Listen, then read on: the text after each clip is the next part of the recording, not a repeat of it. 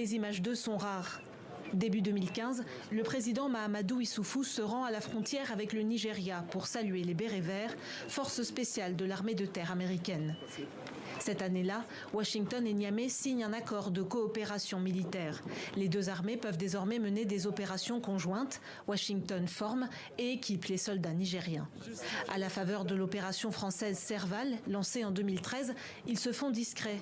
Pourtant, l'aviation américaine est déjà au Niger, avec quelques 200 hommes. À l'époque, la Maison-Blanche en évoque seulement une centaine, en appui à l'armée française. Mais cette discrétion est mise à mal en octobre 2017. Selon le Pentagone, 4 militaires américains meurent dans une embuscade tendue par des hommes lourdement armés venus du Mali, membres de l'État islamique. Le grand public découvre alors la présence des Américains au Sahel dans la lutte anti-djihadiste.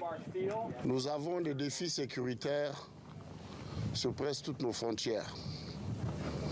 Donc si vous voulez par exemple opérer au sud-est vers Difa, vers le lac Tchad,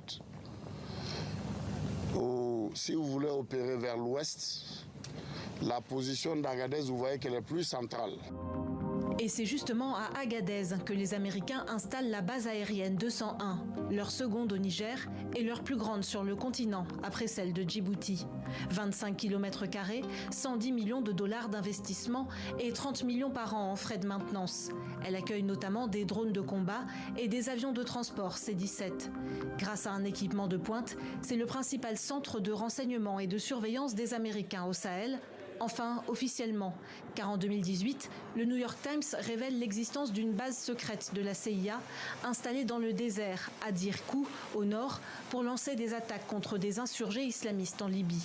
Au total, près de 1000 soldats américains seraient aujourd'hui présents au Niger.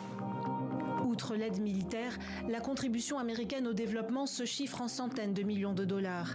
La semaine dernière, le président nigérien déchu, Mohamed Bazoum, choisit d'ailleurs le Washington Post pour s'exprimer depuis le palais présidentiel, où il est toujours retenu par la junte. Il met en garde contre les conséquences du coup d'État qui pourrait faire tomber le Sahel sous influence russe.